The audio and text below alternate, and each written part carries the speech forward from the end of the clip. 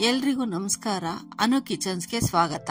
ರಾಗಿ ಮತ್ತು ತರಕಾರಿ ಬಳಸಿಕೊಂಡು ತುಂಬಾ ರುಚಿಕರ ಹಾಗೂ ತುಂಬಾ ಹೆಲ್ದಿ ಆದಂತ ದೋಸೆನ ನಾನು ನಿಮ್ಗೆ ಇವತ್ತು ಹೇಳ್ಕೊಡ್ತೀನಿ. ಬೆಳಿಗ್ಗೆ ಅರ್ಜೆಂಟ್ ಆಗಿ ಬ್ರೇಕ್ಫಾಸ್ಟ್ ಮಾಡ್ಕೊಬೇಕು ಅಂದಾಗ, ಇಲ್ಲ ಅಂದ್ರೆ ಬ್ಯಾಚುಲರ್ಸ್ಗೆ ಏನಾದ್ರೂ ಬೇಗ ರೆಡಿ ಮಾಡ್ಕೊಬೇಕು ಅಂದಾಗ ಈಸಿಯಾಗಿ ಮಾಡ್ಕೋಬಹುದಾದ ರೆಸಿಪಿ.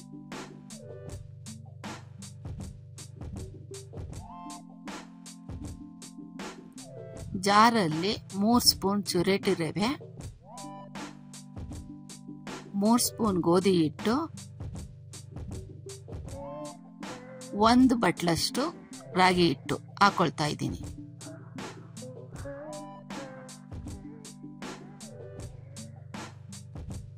ಜೊತೆಗೆ ಸ್ವಲ್ಪ ಉಪ್ಪು, 1 ಚಿಕ್ಕ ಗ್ಲಾಸ್ ಅಷ್ಟು ಮೊಸರು, ಇದನ್ನೆಲ್ಲ ಹಾಕೊಂಡು ಚೆನ್ನಾಗಿ ಗ್ರೈಂಡ್ ಮಾಡ್ಕೊಳ್ಳಿ.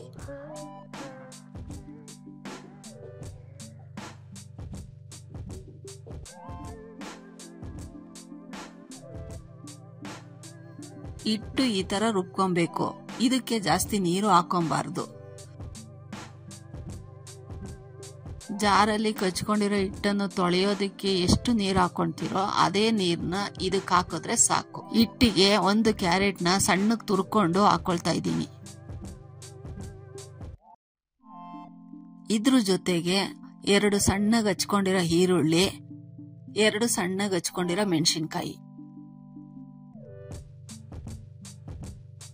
ಜೊತೆಗೆ ಸಣ್ಣಗೆ ಹಚ್ಕೊಂಡಿರೋ ಕರ್ಬೇವಿನ ಸೊಪ್ಪು, ಕೊತ್ತಂಬರಿ ಸೊಪ್ಪು, ಸಬ್ಸಿಗೆ ಸೊಪ್ಪನ್ನ ಹಾಕೊಳ್ತಾ ಇದ್ದೀನಿ. ಇದನ್ನೆಲ್ಲ ಇವಾಗ ಗಂಟಿಲ್ದಿರನೆ ಹಸಿಟ್ನ ಚೆನ್ನಾಗಿ ಮಿಕ್ಸ್ ಮಾಡ್ಕೊಳ್ಳೋಣ. ತರಕಾರಿಯಾಗಿ ಬರೀ ಕ್ಯಾರೆಟ್ನೇ ಯೂಸ್ ಮಾಡಬೇಕು ಅಂತ ಏನೂ ಇಲ್ಲ. ನಿಮ್ಗೆ ಯಾವ ತರಕಾರಿ ಇಷ್ಟ ಇರುತ್ತೋ ಅದನ್ನ ಹಾಕೊಳ್ಬಹುದು. ಜೊತೆಗೆ ಸಬ್ಸಿಗೆ ಸೊಪ್ಪು ಮಾತ್ರ ಹಾಕೊಬೇಕು ಅಂತ ಏನೂ ಇಲ್ಲ. ಯಾವ ಸೊಪ್ಪು ಸಿಗುತ್ತೋ ಅದನ್ನ ಚಿಕ್ಕದಾಗಿ ಕಟ್ ಮಾಡಿ ಹಾಕೊಬಹುದು. ನೋಡಿ, ಈ ತರ ಹಿಟ್ಟು ಚೆನ್ನಾಗಿ ಮಿಕ್ಸ್ ಆಗಬೇಕು. ಹಿಟ್ಟಲ್ಲಿ ಯಾವುದೇ ತರ ಗಂಟು ಬರಬಾರ್ದು. ಈ ತರ ಮಿಕ್ಸ್ ಆಗಿದ್ರೆ ಸಾಕು. ಇವಾಗ ರಾಗಿ ದೋಸೆ ಮಾಡ್ಕೊಳ್ಳೋಕೆ ಸ್ಟವ್ ಹಚ್ಚಿ 1 ಪಾನ್ ಇಟ್ಟು, ಪಾನ್ ಕಾದ್ಮೇಲೆ 1 ಸೌಟ್ನಲ್ಲಿ ಹಿಟ್ಟನ್ನ ತವಾ ಮೇಲೆ ಹಾಕೊಂತ ಇದೀವಿ.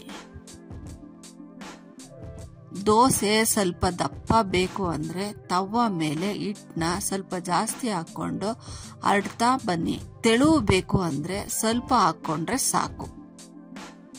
ಹಿಟ್ಟನ್ನ ತವಾ ಪೂರ್ತಿ ಹರಡ್ಕೊಂಡು ಅದ್ರ ಮೇಲ್ಗಡೆ ತುಪ್ಪ ಅಥವಾ ಎಣ್ಣೆನ ಹಾಕೊಂಡು ತವಾ ಮೇಲ್ಗಡೆ 1 ಪ್ಲೇಟ್ನ ಮುಚ್ಚಿ 2 ನಿಮಿಷ ಬೇಯಿಸ್ಕೊಂಡ್ರೆ ಸಾಕು. 2 ನಿಮಿಷ ಪ್ಲೇಟ್ ಮುಚ್ಚಿ ದೋಸೆನ ಚೆನ್ನಾಗಿ ಬೇಯಿಸ್ಕೊಂಡಿದೀವಿ. ಇವಾಗ ನೋಡ್ತಾ ಇದ್ದೀರಾ ದೋಸೆ ಎಷ್ಟು ಚೆನ್ನಾಗಿ ಬಂದಿದೆ ಅಂತ. ದೋಸೆನ ತಿರುವಾಕೊಂಡು 2 ನಿಮಿಷ ಬೇಯಿಸ್ಕೊಂಡ್ರೆ ನಮ್ ದೋಸೆ ರೆಡಿ. ನೋಡಿದ್ರಲ್ಲ ರಾಗಿ ದೋಸೆನ ಎಷ್ಟು ಈಸಿಯಾಗಿ ಮಾಡಿದ್ವಿ ಅಂತ. ಈ ದೋಸೆ ತುಂಬಾ ಹೆಲ್ದಿಯಾಗೂ ಇರುತ್ತೆ, ತುಂಬಾ ಟೇಸ್ಟಿಯಾಗೂ ಇರುತ್ತೆ. ಮಕ್ಕಳಿಗೆ, ದೊಡ್ಡವರಿಗೆ ಎಲ್ರಿಗೂ ಬ್ರೇಕ್ಫಾಸ್ಟ್ ಆಗಿ ಮಾಡ್ಕೊಳ್ಬಹುದು.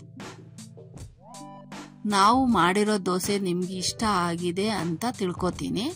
ಇಷ್ಟ ಆಗಿದ್ರೆ ನೀವು ಕೂಡ ಮಾಡ್ಕೊಳ್ಳಿ. ಹೇಗಿತ್ತು ಅಂತ ನಮ್ಗೆ ತಿಳಿಸಿ. ಇದೇ ತರ ಸಿಂಪಲ್ ಅಡುಗೆಗಾಗಿ ಅನುಸ್ ಕಿಚನ್ ನ ಸಬ್ಸ್ಕ್ರೈಬ್ ಮಾಡಿ.